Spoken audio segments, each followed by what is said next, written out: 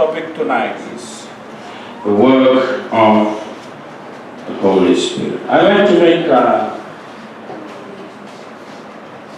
bold statement for tonight.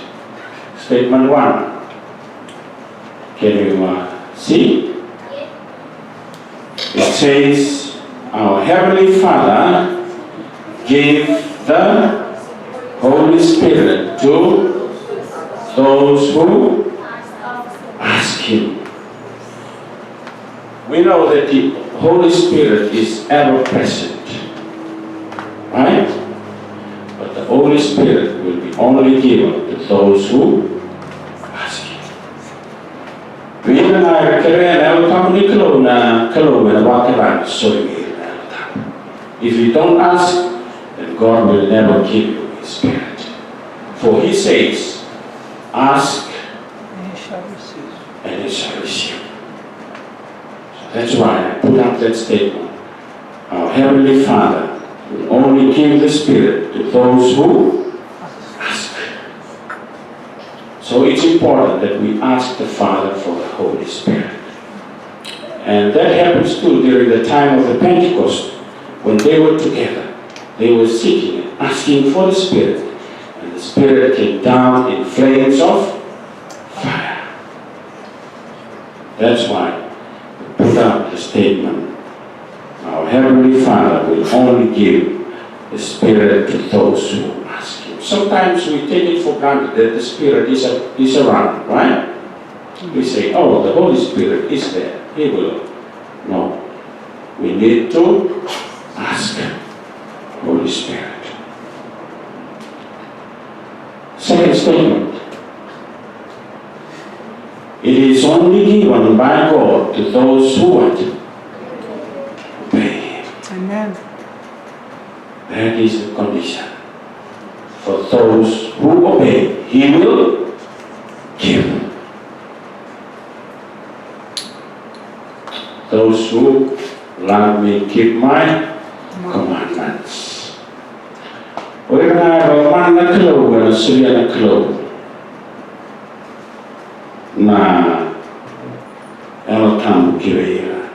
I think it's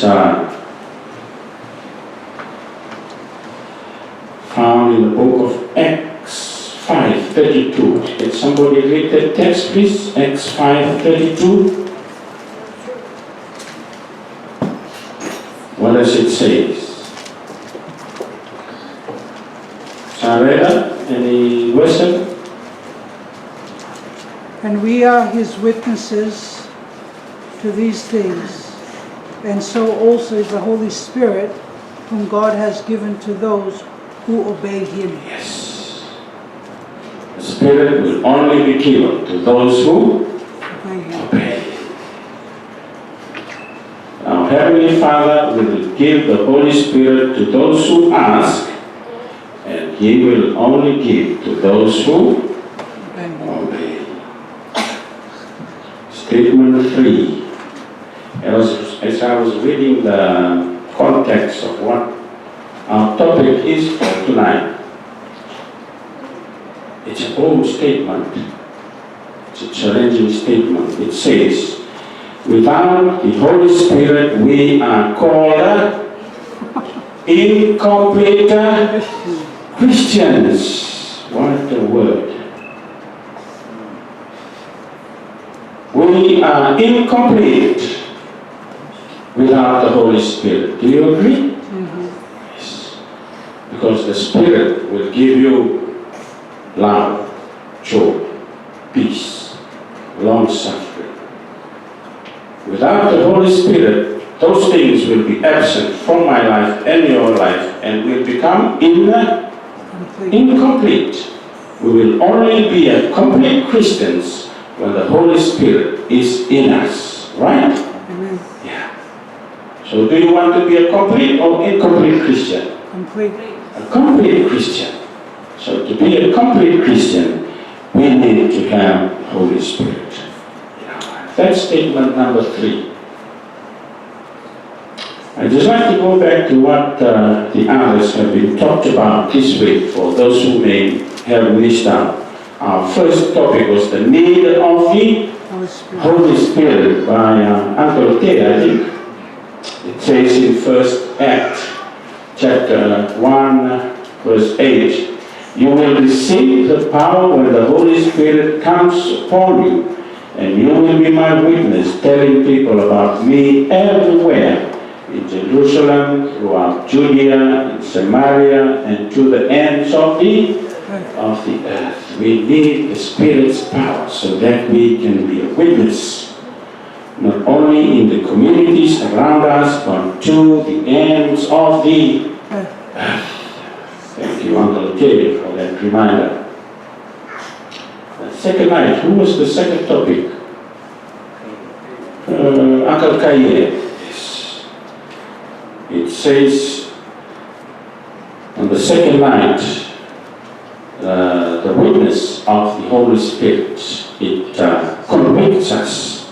And it says in John 16:8, and when he comes, he will convict the world of its sin and of God's righteousness and of the coming judgment.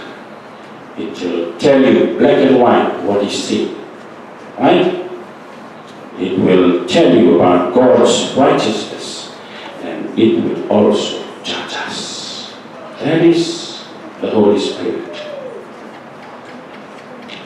Night 3.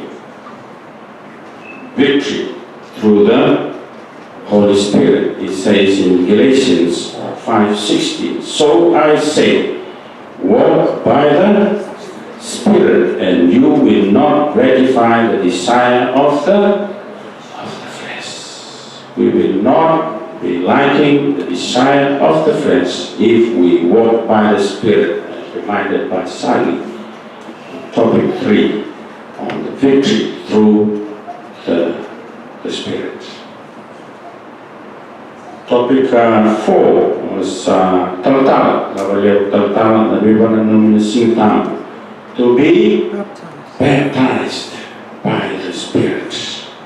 The disciples were told not to depart, but wait to be baptized by the Spirit. We can be we're going to Victoria Point tomorrow. Is it possible that we can go without the Spirit? Yes. Yes, it is possible that we can go without the Spirit. And that's why Jesus reminds the disciple, don't go out yet. You need the what? You need the Spirit to go with you. That is very vital too for us in today's settings, right? Whether we're going out to sing, whether we're going out to feed the poor, whether we're going out to reach out somewhere else, we need the power of the Spirit. Do not ever go out without the power. We need the power of the Spirit. It was reminded to us by Tal-Tal, that we need the baptism of the Holy Spirit. Look at that statement. Without, we are no more fitted to go forth to the world than were the disciples after the crucifixion. Very important. We cannot go because we haven't got the power. But if we go without the power, then what will happen?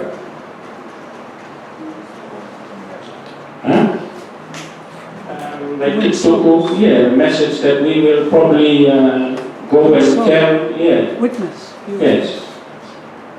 Will not be so powerful if the Lord, if His Spirit was there. Next topic was about the fruit of the Spirit. The Holy Spirit in Galatians 5:22-23 produces this kind of fruit in our lives, which is 1, love, 2, joy, peace, patience, kindness, goodness, faithfulness, gentleness, self-control. There is no law against these things. the fruit of the Spirit. Remember, the word that is used here is fruit, not fruits. I started to ask myself, fruit and not fruits. Eh? There's one fruit. Okay, berapa ya tak? Itu mana fruit? An orange comes from an orange. Yes. Not two different fruit from Hmm. same plant. Right. Here. The fruit of the Spirit. Kaya kahit na kanamang gue lihat, eliba. Kira kira na fruit na buti ko na buti mangga na kana waktu tinggal coba. If they have a sour taste, all of it will have a sour taste. If they have a sweet taste, all of it will have a sweet taste. And the Holy Spirit is like that.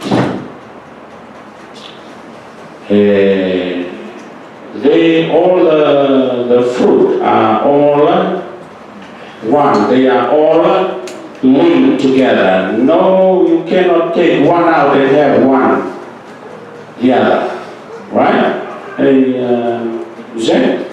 You cannot have peace and not have joy. No, you must have all the fruit of the Spirit. And then not only the fruit, you have the gifts of the Spirit. Remind us, Christ has promised a gift, different kind of, in the case are plural, gifts. There are different kinds of spiritual gifts, but the same Spirit is the source of them all. There are different kinds of service, but we serve the same Lord. God works in different ways, but the same God who does the work in all of us. A spiritual gift is given to each of us so we can help one another. Thank you, Zach, for the reminder on topic 6, the gifts of the Spirit. So let me go to, what was the word Zach was using? To edify. Eh? What's the meaning of edify? To build each other up. That's why the God of heaven bestows His gifts upon us so that we can build each other. If we are destroying each other, what does that mean? Evil spirit. Evil spirit, yes. Then we don't have the Holy Spirit in us, right? If we are judging one another, do we have the Spirit? No. Oh, we are destroying, pinpointing, gossiping, then we ask ourselves, are we having the right spirit or wrong spirit? Zach said, the gifts are given to edify, to build the church of God. Christ has promised the gift of the Holy Spirit to His church, and the promise to belong to us as much as to the first disciples. Riba kelumatan di sul-sul yaltam, sulina keluwir na apostol, and only you still promise to belong to us today.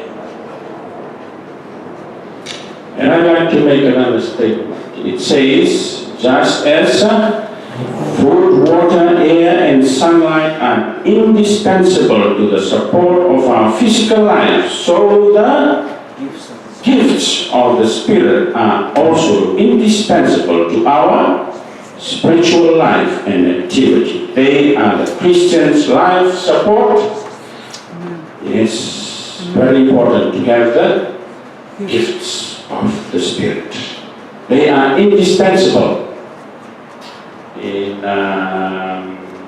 which river is the biggest river you know?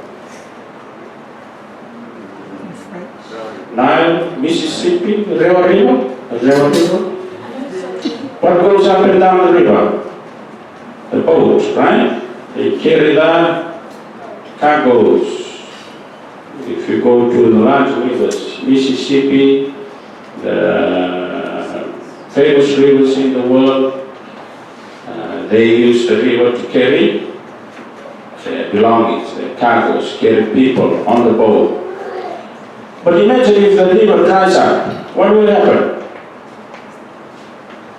There'll be no boat, the cargoes will never reach there, Anashana. So the Holy Spirit is like that big river, Mississippi River. Without the Spirit, then there is no life support system for the church. So that's why that statement is there. Acts 2:38, it says, each of you must repent of your sins and turn to God and be baptized in the name of Jesus Christ for the forgiveness of your sin. Then you will receive the gift of the Spirit. It's important that we must repent of our sins. Just continuing on from topic 6. Topic 7 was the praying. Masu, praying for the Holy Spirit. That was by Shiromi. Ephesians 6:18, praying always with all prayer and supplication in the Spirit, being watchful to this end with all perseverance and supplication for all the saints. Sometimes we become selfish in our prayer. We must remember the other believers. Watchful to the ends with perseverance, always with prayer and supplication. Masu, we can't be another Masu. Last night, who was presenting last night? Uncle Ada remind us on Matthew 12:31, the importance of supper. Listen.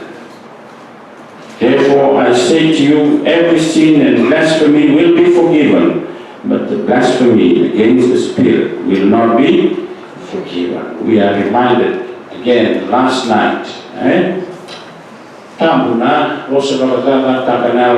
What is blasphemy against the Spirit? Rebelliousness against Yes, having a rebellious Spirit. attitude. Rebellious attitude. That is blasphemy against the Spirit, as we were reminded last night. Tonight, our topic says the work of the Holy Spirit. Our first text says in Revelation 18:1-4, after all this I saw another one, angel come down from heaven with great authority, and the earth grew bright with his splendor.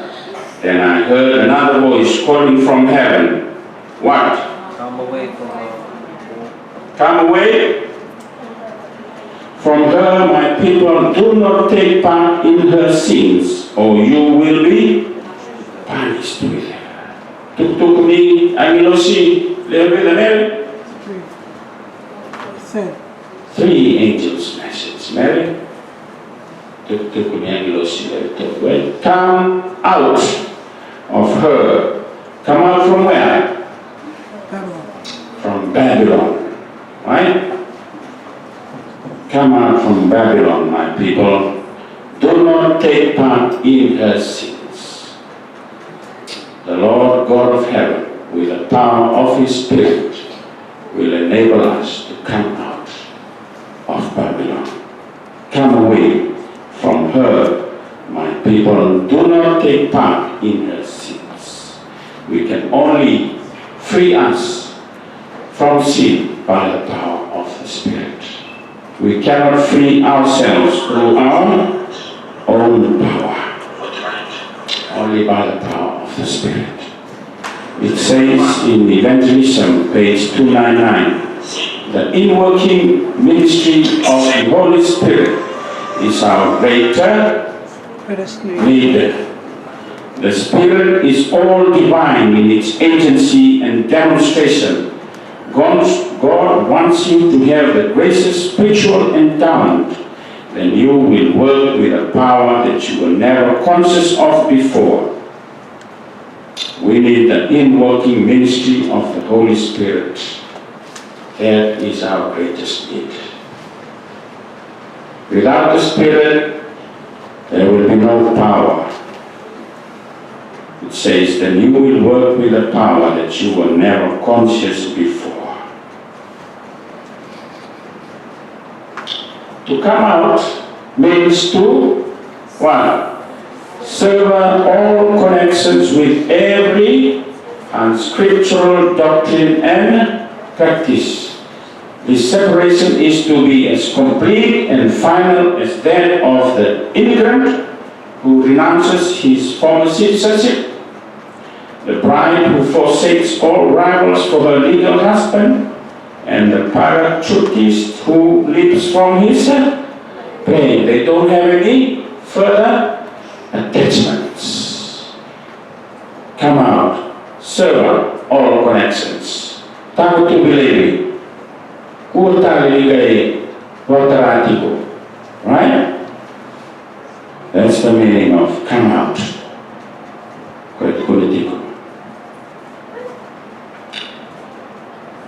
In Acts 19:18 and 19, it says that the early Christians took God's call to come out so seriously that they burned the one.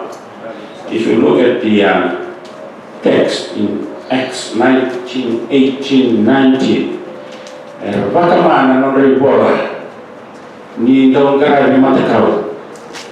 want to throw it out, burn it out, so that they don't have any connection again to the spirit world that they used to serve.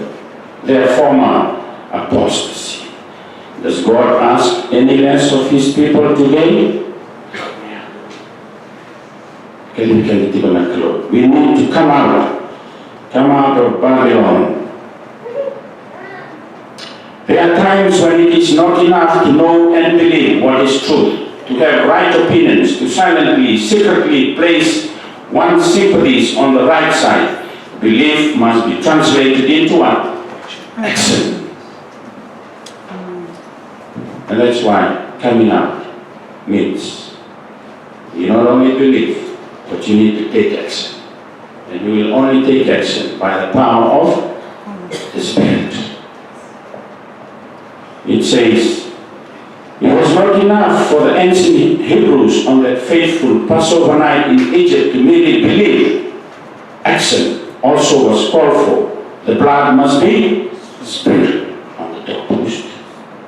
It's not only to believe, but you need to take action. And you will only believe and take action through the power of the Spirit.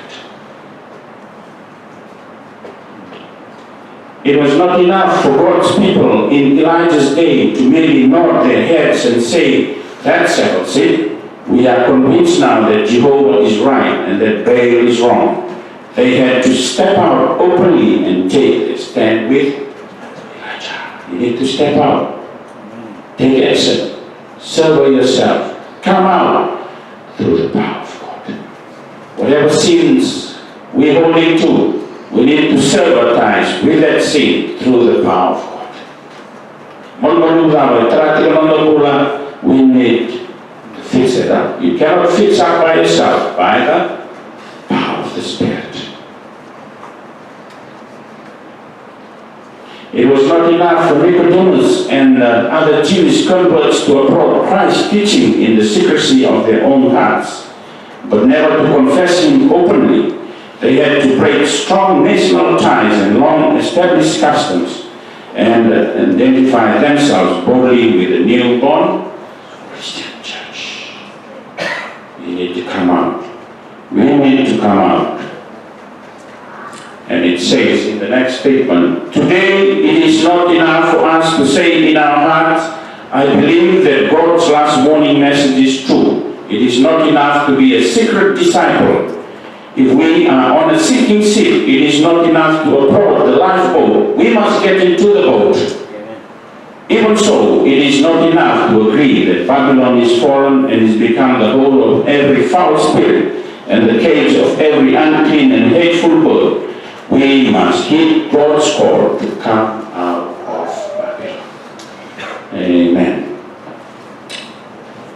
Now, similarly, we believe and become secret of what we believe. Right? You must take action so that the world knows, so that your neighbors know, your community knows, your father and mother knows, your brother, your sister knows. Right? Because it's a death or life situation. If we don't show what we believe, if we don't come out, then we will never show to the world what we believe in. We need to stand up and take action. The work of the Holy Spirit not only allows us to come out, but it allows us to spread what? Gospel. In Matthew 28, 19, 20.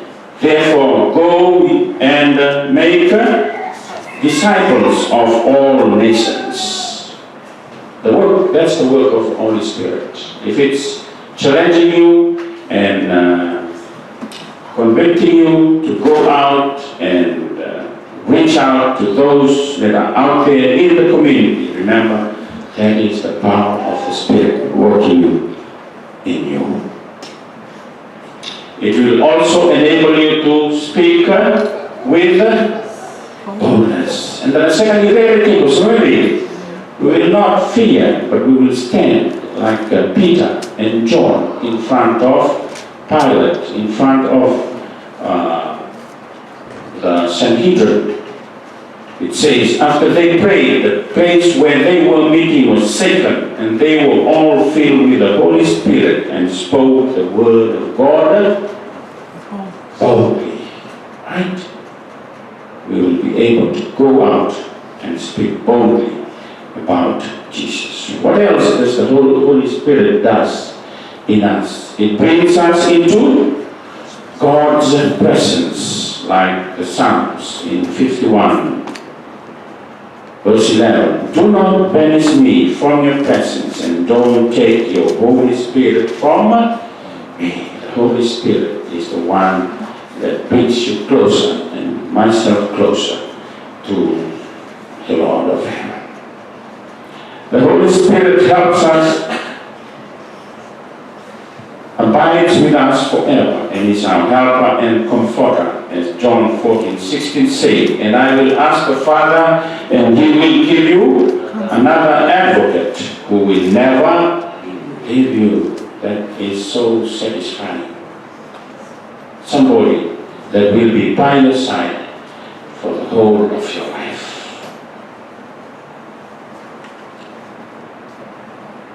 It says in John 14:17, the next work of the Holy Spirit, it leads us, and most of all, it leads us into all truth. And today, kina vika kelengai, and dinner. Kaya na danarong moiti ko medalay ramoda na vika elasu, na elastaki. And we must ask ourselves whether which spirit is leading us. The Holy Spirit will always lead the people of God to the truth, and only the truth. And that is the work of the Spirit. It says in John 16:13, it will guide us into truth. It says, but when He, the Spirit of truth, comes, He will guide you into all truth. And at the very end, He will never take us to somewhere there is lies. No. It will lead us always to the truth. And that is a beautiful work of the Spirit in us. It also teaches us, John 14:26, but when the Father sends the advocate as my representative, that is the Holy Spirit, He will teach you everything and will remind you of everything I have told you about. En dat de tweede keer dat je dat weer kijkt in 19 en beleid Jesus. It will lead us to all the things about Jesus, as he has told his disciples, and is also speaking to us through that verse in John 14:26. It will testify about Jesus. I will send you the advocate, the Spirit of truth. He will come to you from the Father and will testify about He will only testify about Jesus. Tuhan Yesus alsa lako auna talama indulan tau be wakademui. And the Comforter, the Advocate, will testify about Jesus. If something, somewhere, someplace, you heard another spirit that testifying about other things, that is not the right spirit. The Spirit, the Holy Spirit, will only testify about the truth and about Jesus.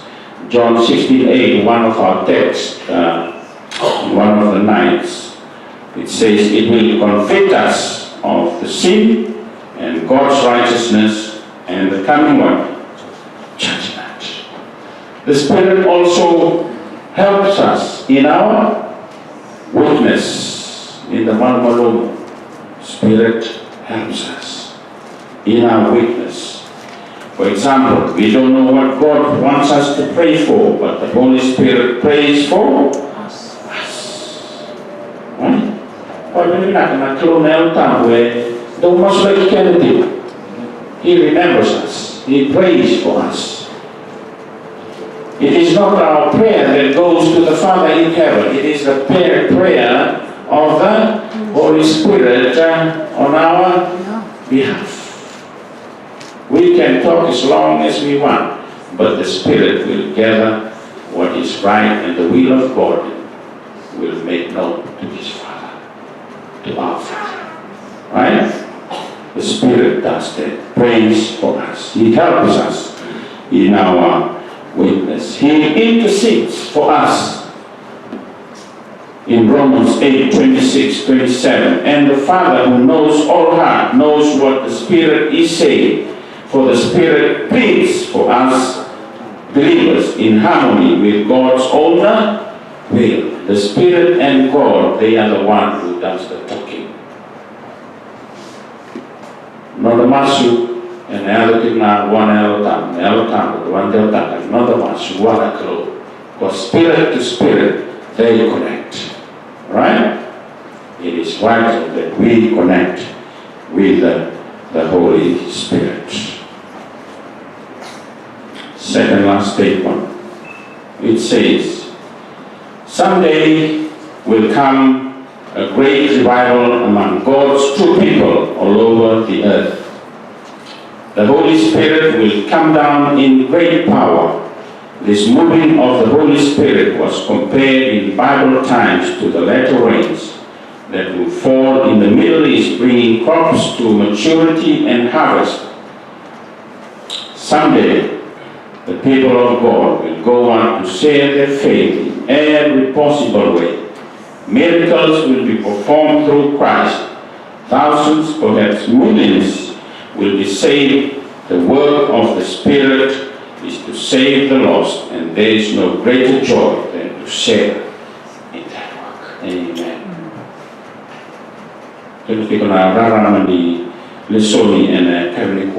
God will pour out his Spirit literally to his people, just like the rain that brings the crops to maturity and harvest. The Lord of heaven will pour down his Spirit to let the harvest mature, and someday people of God will go out to share the harvest.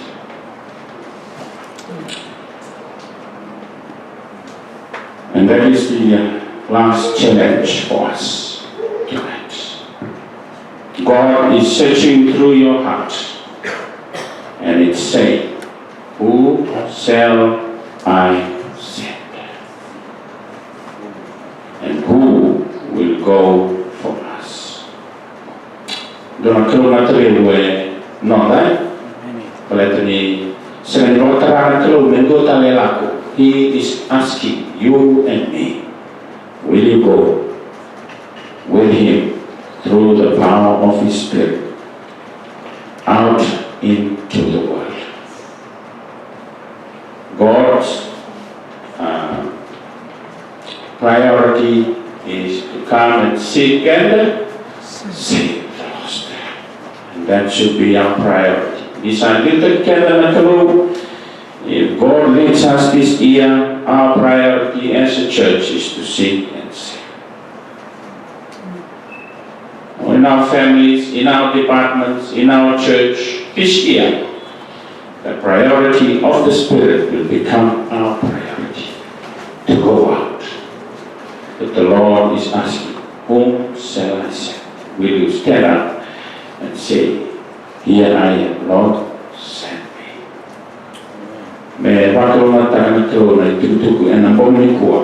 And we hope and pray that the Lord of heaven will bless us all.